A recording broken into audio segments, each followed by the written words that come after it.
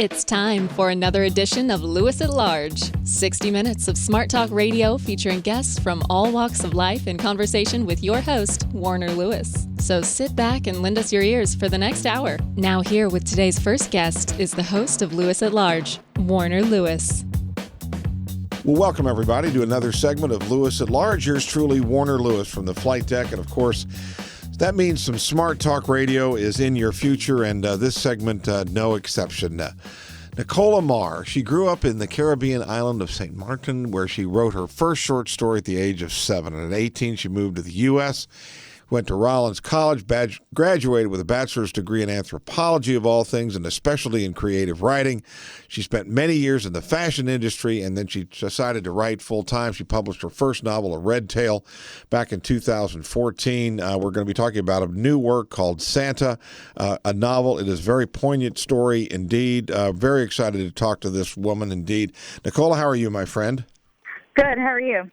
I think we're very good here. First of all, is it federal law that writers have to live in New York City? No, actually, writers can live anywhere nowadays. With the internet, you're connected constantly. So this so happens that I'm here. Well, let's talk about, I do certainly, obviously, we want to talk about the brand new work called Santa, but let's talk about what shaped you, Nicola Marr. You grew up in the Caribbean. Tell us a little bit about that experience and tell us sort of why you were there. Were your parents natives, or tell us about it?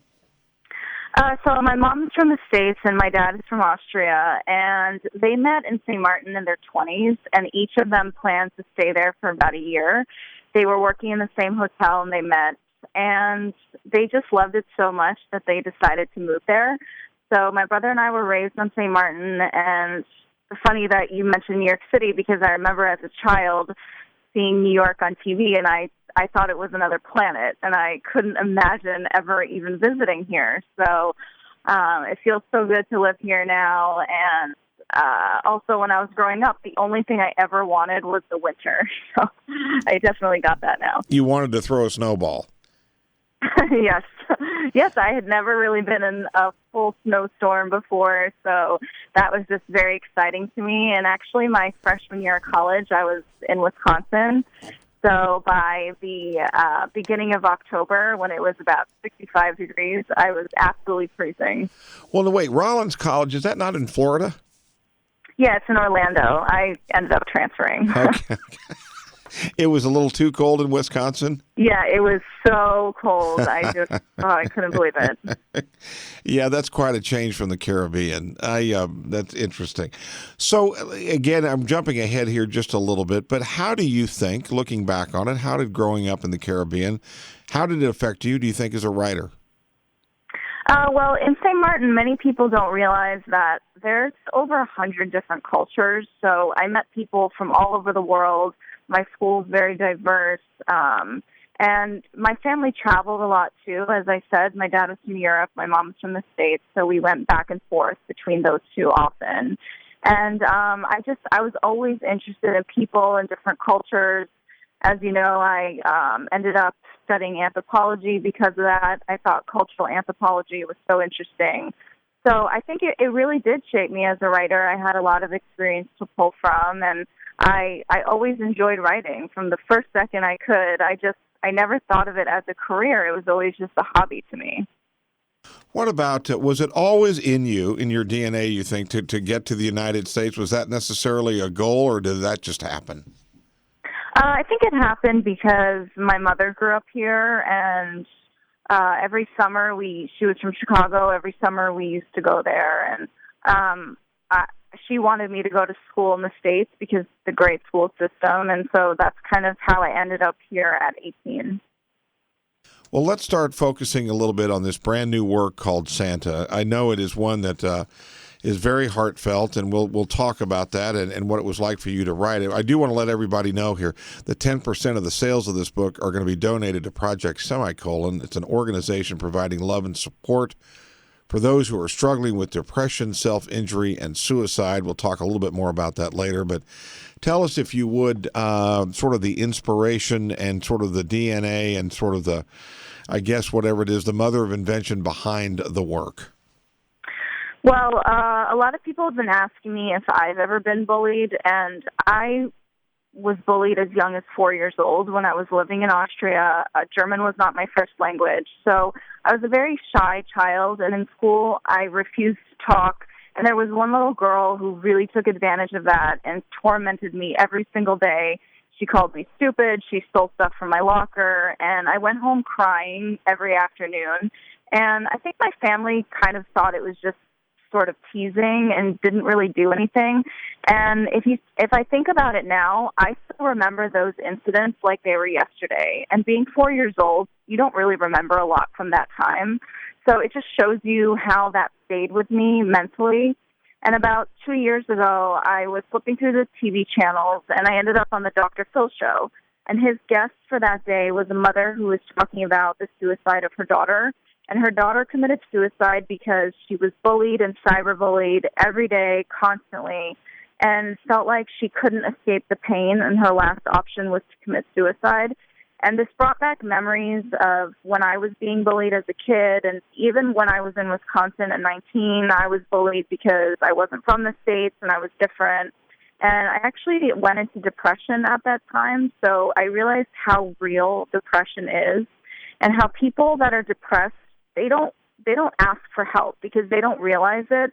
And it's kind of the same with bullying. So when teenagers are being bullied, they're not going to go to a hotline or tell a counselor because they're too ashamed and embarrassed to admit it.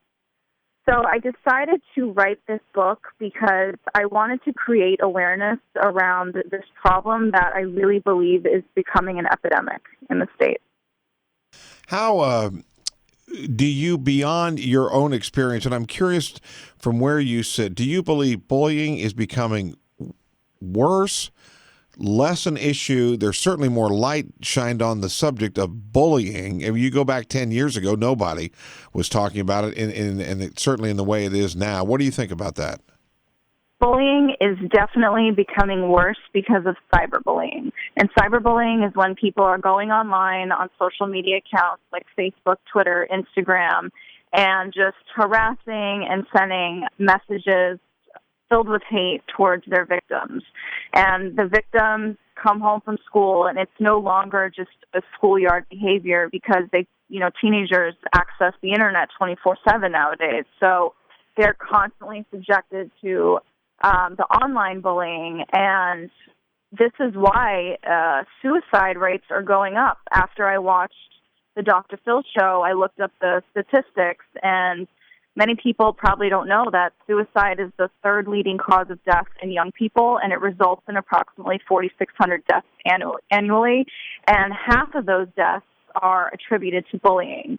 So it's something, I think it's a subject that's a little taboo and parents don't like to talk about it, but it's very serious, and without creating awareness around it, it's not going to change.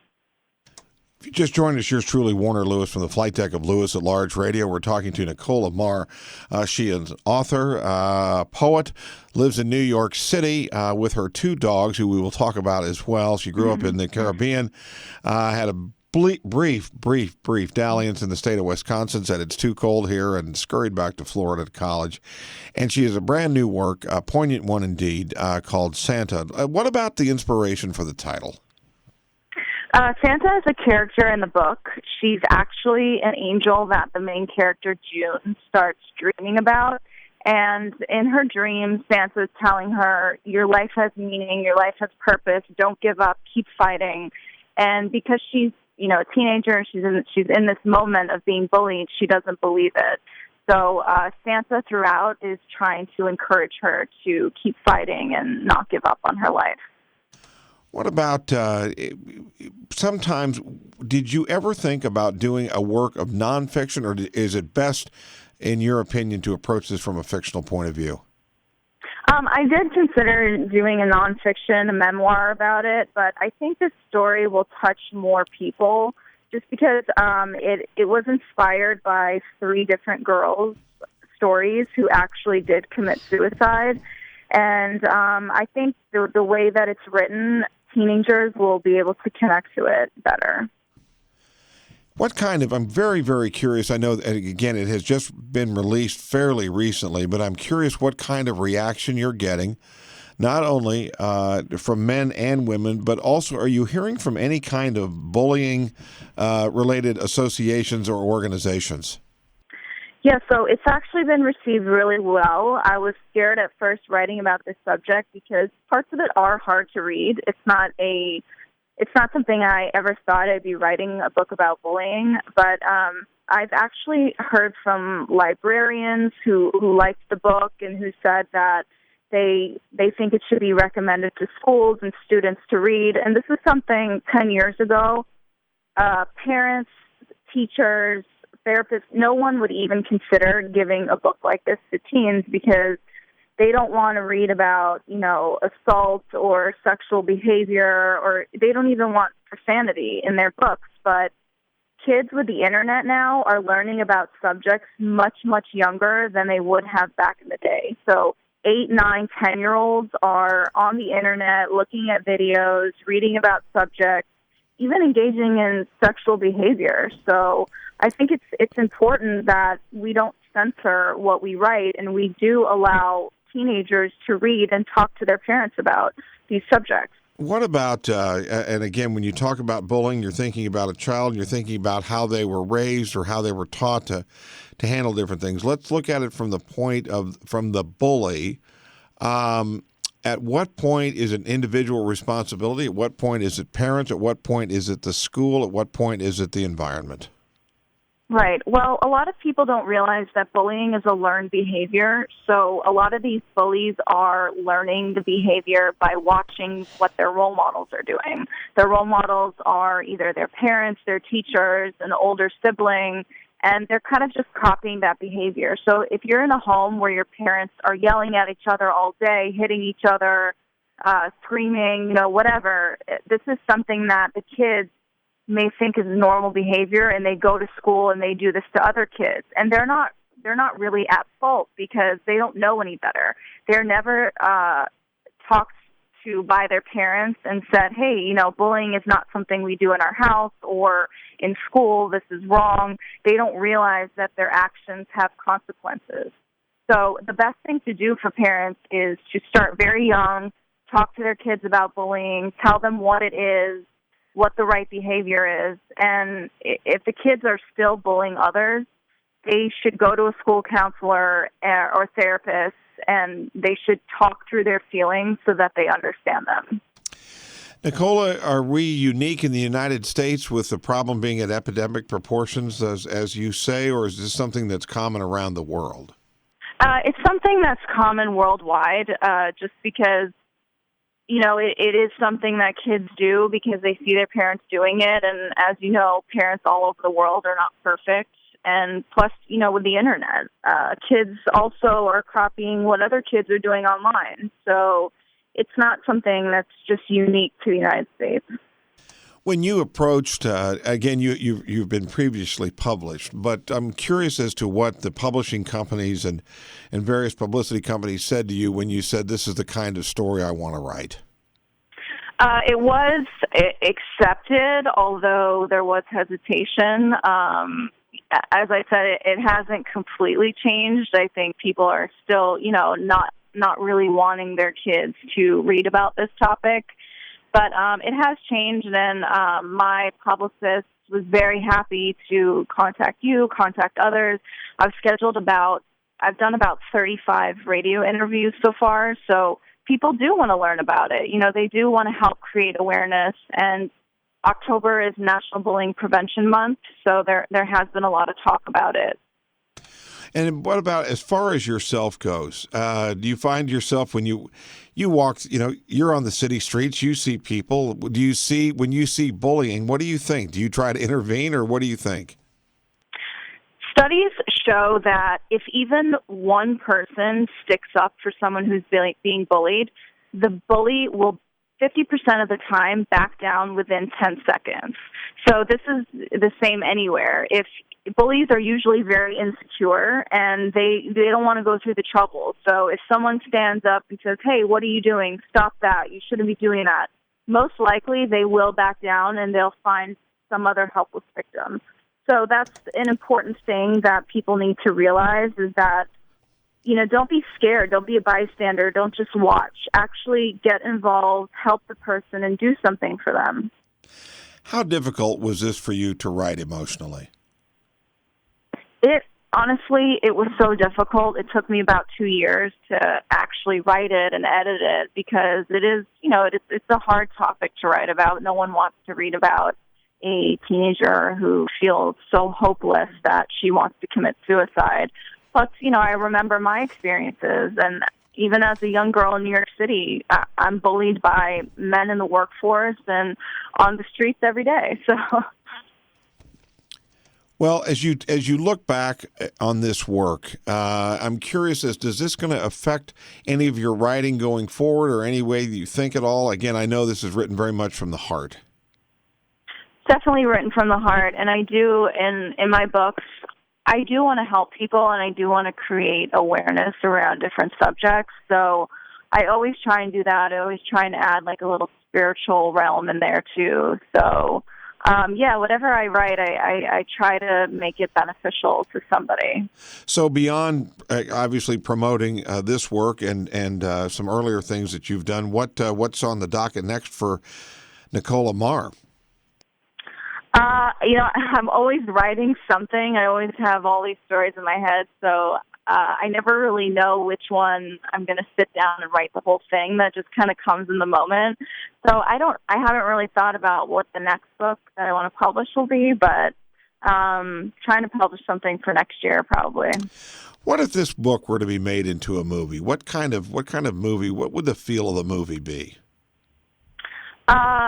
I would love for this book to be made into a movie. A lot of young adult books are nowadays because kids, unfortunately, are watching TV and watching movies more than they're reading.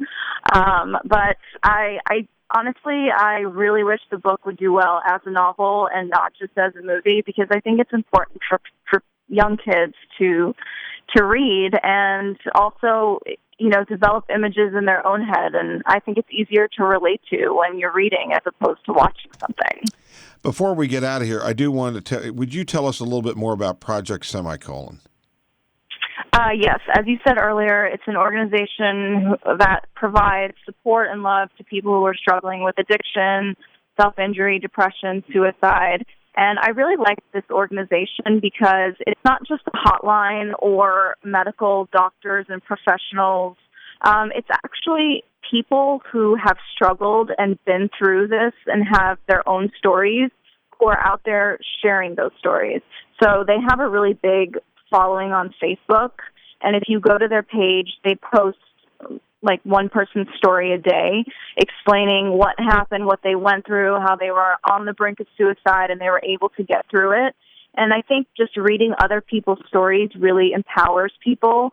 So as I said earlier, as a teenager, you're not going to know you're depressed or being bullied and just call a hotline, but you will go to one of these organizations and try to relate to other people's stories. So I think that's really powerful.